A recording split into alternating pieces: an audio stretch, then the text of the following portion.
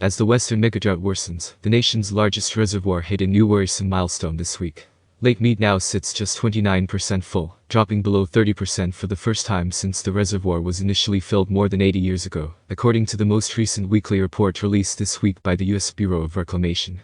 Lake Mead's continued drop is not a surprise.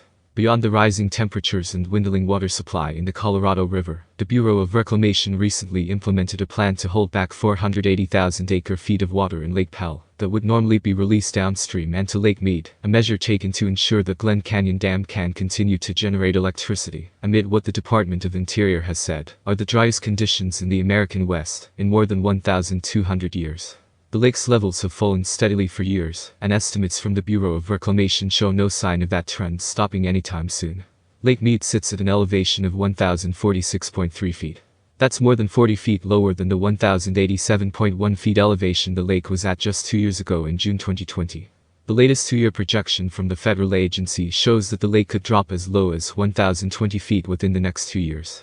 In December, water agencies in Nevada, California and Arizona joined the Bureau in signing the so-called 500-plus plan, a new effort to buoy Lake Mead's elevation by about 16 feet over the next 2 years. Last month, the water dropped far enough to expose the first intake straw for the first time in the lake's history, and the Water Authority moved to activate its new slow lake-level pumping station that pulls water from near the bottom of the reservoir.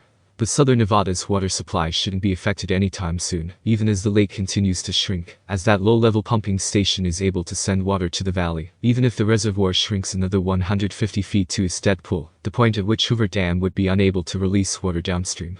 Southern Nevada has also become more adept at conserving water over the years.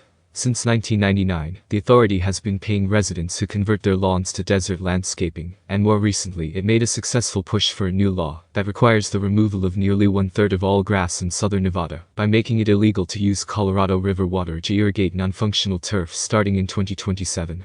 The valley consumed roughly 242,000 acre-feet of water last year. That's more than 90,000 acre-feet, or about 26 billion gallons, less than the Las Vegas Valley consumed in 2002.